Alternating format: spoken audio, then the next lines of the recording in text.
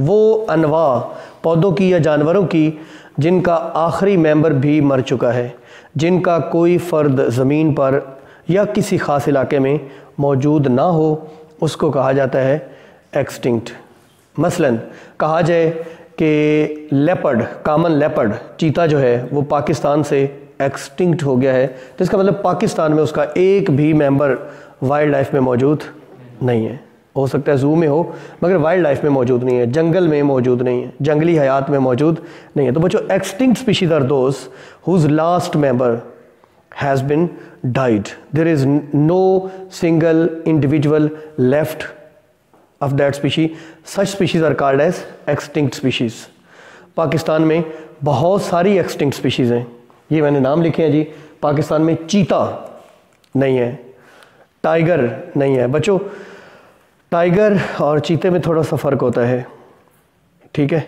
एक की स्किन के ऊपर छोटे छोटे डार्ट्स होते हैं, एक की स्किन पे धारियाँ होती हैं, समझ आ गई? तो ये इनमें फ़र्क है।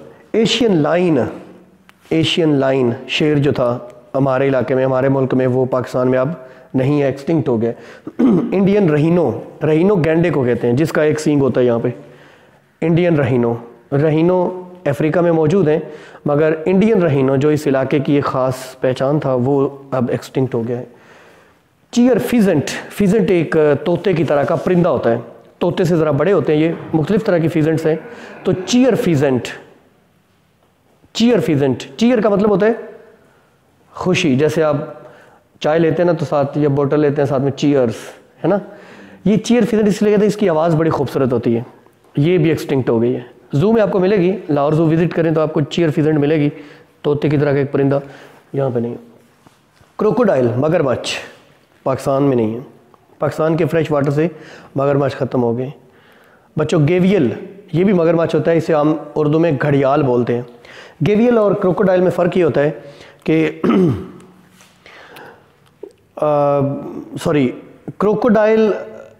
क्रोकोडाइल्स ये टार्टाइज की तरह का होता है, ठीक है।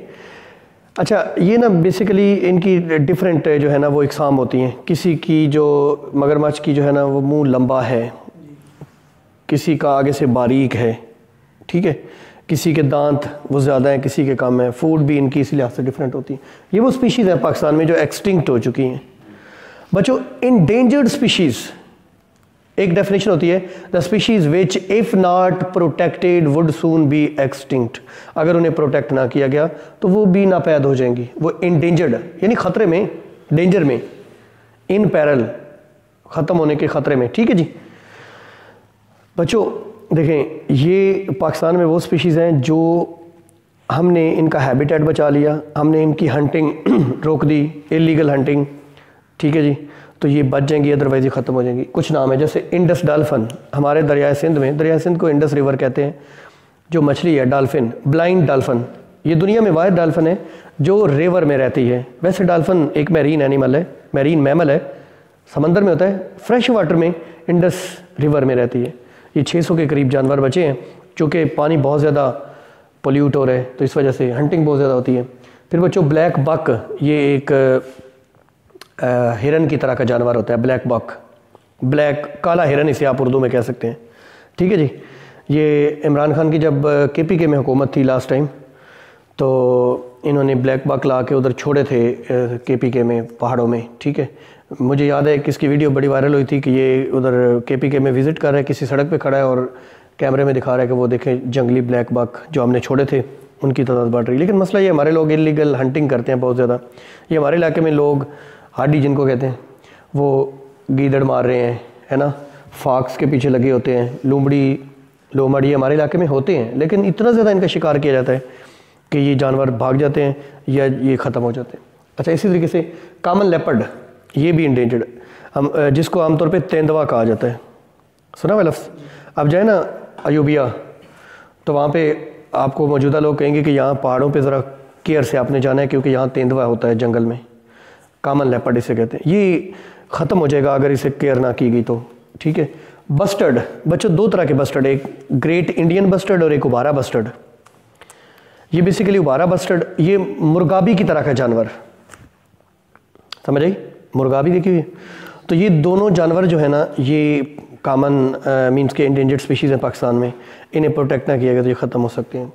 इसी तरीके से बच्चों वाइट हेडेड डक बतख है, और इसी तरीके से मार्बल्ड टील भी एक बतख होती है, समझ आई, ब्लू ग्रीन कलर की होती है, ये मार्बल्ड टील इसे बोलते हैं। ये भी जंगल में, जंगली हयात में इंडेंजर्ड स्पीशीज़ हैं।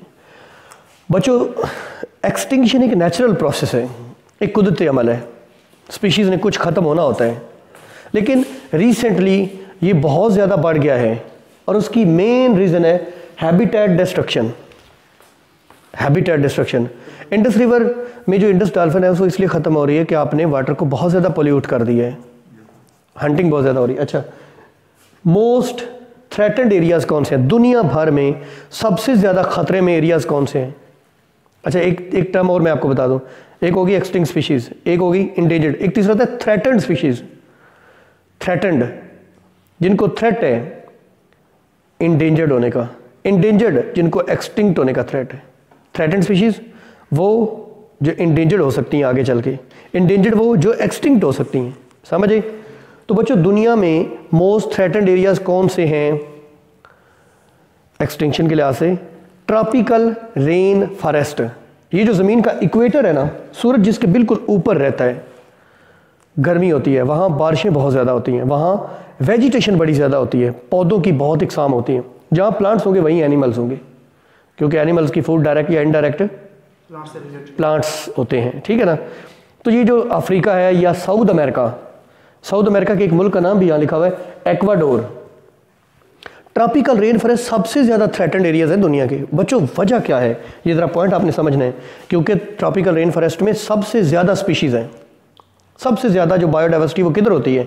ट्रॉपिकल रेन फॉरेस्ट में। जो आप नॉर्थ पोल या साउथ पोल की तरफ बढ़ते हैं, एनिमल्स की डाइवर्सिटी कम होती चली जाती है, क्योंकि बहुत कम एनिमल्स हैं जो एक्सट्रीम हाई टेम्परेचर्स, लो टेम्परेचर्स पे सर्वाइव करते हैं। लो टेम्परेचर्स पे जानवरों के लिए हाई टेम्परेचर को टॉलरेट करना ईजी होता है, लो टेम्परेचर को टॉलरेट नहीं कर सकते जानवर, समझिए बात।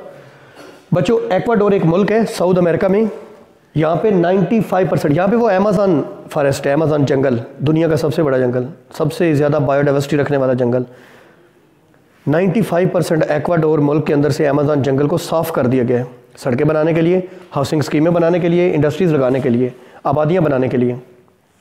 95%। तो यहाँ पे जो स्पीशीज़ थी प्लांट्स और एनिमल की, ज़ाहिर है वो भी ख़त्म हुई होंगी। अच्छा, एक तो वजह होगी हैबिटेट डिस्ट्रक्शन, जानवर एक्सटिंक्ट हो रहे हैं, इंडेंजर्ड हो रहे हैं, थ्रेटेंड हो रहे हैं, एक तो होगी हैबिटेट डिस्ट्रक्शन। और क्या वजूहत हो सकती हैं? Climate change. आपको पता है दुनिया में इंडस्ट्री बढ़ती जा रही है, ट्रैफिक बढ़ती जा रही है, जिससे एटमॉस्फेयर के अंदर कार्बन डाइऑक्साइड का लेवल बढ़ रहा है, जिससे ग्रीन हाउस, कार्बन डाइऑक्साइड हमारी ज़मीन के इर्द गिर्द एक लेयर बना रही है, जिसको ग्रीन हाउस इफेक्ट कहते हैं। बच्चों सूरज की शुआएं ज़मीन पे आने के बाद वापस नहीं जा सकती उस कार्बन डाइऑक्साइड की लेयर की वजह से, इसको बोलते हैं ग्लोबल वार्मिंग पैदा हो रही है। पूरी दुनिया में गर्मी बढ़ रही है, जिसकी वजह से ग्लेशियर्स पिघल रहे हैं और समंदरों और दरियाओं की सतह बुलंद हो रही है, सैलाब आ रहे हैं। ये क्लाइमेट चेंज है, पूरी दुनिया का क्लाइमेट। दरख्त काटे जा रहे हैं, दरख्तों से ट्रांसपायरेशन होती है, बारिशें होती हैं, जो पौधों और जानवरों के लिए, जंगली हयात के लिए बहुत ज़रूरी है। इमरान खान कहते हैं ना, मिलियन सुनामी दरख्त लगाने हैं। क्यों लगाने हैं? इसको बड़ा इनकरेज किया जाता है दुनिया भर में, इस पॉइंट को। क्यों? क्योंकि ये एक मसलन पाकिस्तान में अगर दरख्त काश्त होते तो इंडिया को भी फ़ायदा होगा, बांग्लादेश को भी फ़ायदा होगा, बाकी ममालिक को भी होगा, अफगानिस्तान, ईरान। क्यों भला? ज़ाहिर है कार्बन डाइऑक्साइड कंज्यूम होगी और ऑक्सीजन प्रोड्यूस होगी, ट्रांसपायरेशन बढ़ेगी, और वैसे लैंडस्केप होता है कुदरती मंजर खूबसूरत हो जाएगा।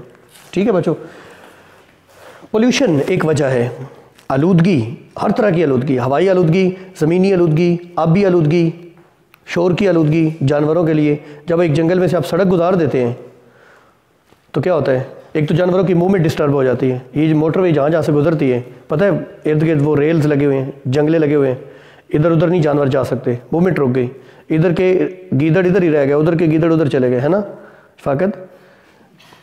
हो सकता है एक बिल्ला इधर था, एक बिल्ली उधर थी, मियाँ बीवी में अलहदगी करा दी मोटरवे ने, ठीक है, अब वो फलांग के तो जा नहीं सकते। तो ज़रूरत इस अमर की है कि उनको कॉरिडोर बना के दिए जाएं, बाकी मुल्कों में बने हुए हैं, कि ऊपर ऐसे छत दें, 1 एकड़ जितनी ज़मीन पुल बना दें और पुल के ऊपर भी प्लांट्स लगा दें, जानवर फ्रीली मूव कर सकें, इधर के उधर जा सकें, उधर के इधर जा सकें। हमारे यहाँ नहीं है, फॉरेन कंट्रीज़ में। बच्चों, इन्वेजन ऑफ अदर स्पीशीज़, हमारे इलाके की ना एक ख़ास फाना और फ्लोरा है। बाहर से अगर कोई जानवर यहाँ पे आ जाए ना तो हमारे जानवरों को मार खाएगा, हमारे जानवरों के लिए ख़तरनाक हो जाएगा। मिसाल के तौर पे शेर हमारे इलाके में नहीं है, अगर शेर आ जाए तो क्या होगा? जो जंगली जानवर नहीं, बकरियाँ तो चले हमने पालतू है ना जानवर, जो जंगली जानवर है उनको भी खतरा पड़ जाएगा। तो इन्वेजन जो है ना ये भी ख़तरनाक होती है, ये वजूहत है इसकी। बच्चों, क्या ट्रॉपिकल रेन फॉरेस्ट सिर्फ खतरे में है? नो, ग्रासलैंड्स भी खतरे में है। ग्रासलैंड्स जहाँ पे ग्रासेज होती हैं, इसके आगे 2 किस्में होती हैं। ये अफ्रीका में बहुत ज़्यादा ग्रासलैंड है। आपको पता है शेर वगैरह यानी कार्निवोर्स जो होते हैं वो ग्रासलैंड्स में होते हैं। क्यों? क्योंकि ग्रासलैंड में हर्बीवोर्स होते हैं, हर्बीवोर्स पे पलते हैं कार्निवोर्स। शेरों की फिल्में आप देखते हैं ना, वो बड़ा बड़ा घास होता है जहाँ पे वो रहते हैं। ग्रासलैंड 2 तरह के होते हैं, प्रेरीज और सवानाज। प्रेरीज और सवानाज में फ़र्क होता है, एक में ट्रीज़ होते हैं और एक में ट्रीज़ बिल्कुल नहीं होते, सिर्फ घास होती है। मार्शेज़, दलदली इलाके, दुनिया में ऐसे इलाके भी हैं जिसको मार्शेज़ कहते हैं, दलदली इलाके जहाँ पे पानी खड़ा रहता है, जहाँ पे पत्ते होते हैं, दरख्त मतलब पानी में उगने वाले पौधे। ये हमारा दरिया चिनाब आजकल मार्शेज़ ही बना हुआ है, यहाँ पे भी कुछ स्पीशीज़ रहना पसंद करती हैं। डेजर्ट्स भी तबाह हो रहे हैं, सिर्फ ट्रॉपिकल रेन फॉरेस्ट नहीं, ग्रासलैंड्स, मार्शेज़, डेजर्ट्स। डेजर्ट्स मीन सहरा। बच्चों बात समझे? दुनिया का सबसे बड़ा सहरा सहारा डेजर्ट, इंग्लिश में आपने पढ़ा होगा, और गोबी डेजर्ट चाइना में दूसरा बड़ा। इसी तरीके से कोरल रीफ्स, समंदरों के अंदर कुछ जजीरे हैं जिनको कोरल रीफ्स कहते हैं। आपको पता है? रीफ चट्टान, कोरल एक एनिमल का नाम है। जब ये डेड होते हैं तो कैल्शियम कार्बोनेट का शेल जमा होते होते एक पूरा आइलैंड पैदा हो जाता है, वहाँ पे भी जानवर जो हैं वो ख़तरे में हैं। बच्चों, सेव कैसे किया जाए? हाउ टू सेव, जानवरों को सेव कैसे किया जाए? अगर चंद जानवर बचा लेना आप तो ये सेफ नहीं होगा। क्यों? आपने अब सिर्फ 5 मर्द और 5 औरतें बचा लें दुनिया में, बाकी सबको मार दें, तो क्या इससे दोबारा नस्ल इंसानी उसी तरीके से कायम हो जाएगी? बच्चों, 10 लोग आपने बचाए हैं और खुदा न खास्ता एनवायरमेंटल चेंज आती है, वो 10 के 10 ही मर गए, नस्ल इंसानी तो ख़त्म। बिल्कुल यही जानवरों पे असूल अप्लाई होता है, यही पौधों पे अप्लाई होता है। चंद एक बचा लिया आपने तो इससे आप एक्सटिंक्शन रोक नहीं सकते। नहीं जी हम जूस बना लेंगे, हम बोटेनिकल गार्डन, चिड़ियाघरों में जानवरों को रख लें, उससे क्या होगा? खुदा न खासा वो दोनों मर गए बच्चे पैदा करने से पहले, तो फिर वो स्पीशी एक्सटिंक्ट होगी। ये यानी फ्यू आप बचा लेंगे ना, चंद एक, तो उससे वो बचेंगे नहीं। तो ज़रूरत इस अमर की है वो जानवर जो थ्रेटेंड है या इंडेंजर्ड है उनके नेशनल पार्क्स बनाए जाएं। यहाँ हमारे पाकिस्तान में भी है अस्तोर नेशनल पार्क, गिलगित बल्तिस्तान में। नेशनल पार्क बच्चों पता क्या होता है? एक जंगली इलाका है, वहाँ पे गवर्नमेंट ने क्या किया है? शिकार ममनू करार दिया है, इंसानों की वहाँ मूवमेंट ममनू करार दे दी। आपने इधर नहीं जाना, आपने यहाँ शिकार नहीं करना, आपने इन्वेड नहीं करना।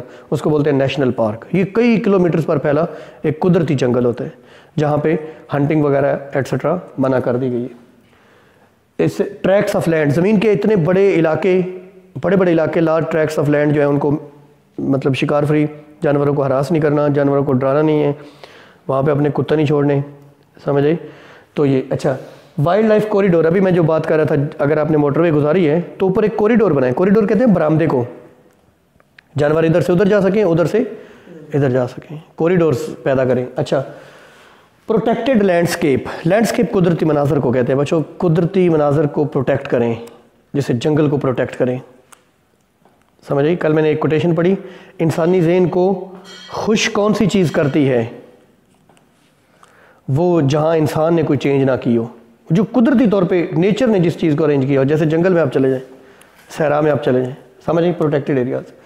जूज़ और बोटेनिकल गार्डन्स, अगर आप कभी लाहौर जाए, माल रोड पे लाहौर जू है, वहाँ पे बहुत सारे एनिमल्स रखे हुए हैं, जू बनाए जाए जहाँ एनिमल्स को रखा जाए। और बोटेनिकल गार्डन, जैसे जू जानवरों के लिए, ऐसे बोटेनिकल गार्डन पौधों के लिए है। बिल्कुल लाहौर जू के साथ माल रोड के ऊपर एक GC बोटेनिकल गार्डन भी है, वहाँ ऐसे पौधे रखे गए जिनको एक्सटिंक्ट होने के या जिनको इंडेंजर्ड होने के ख़तरात थे।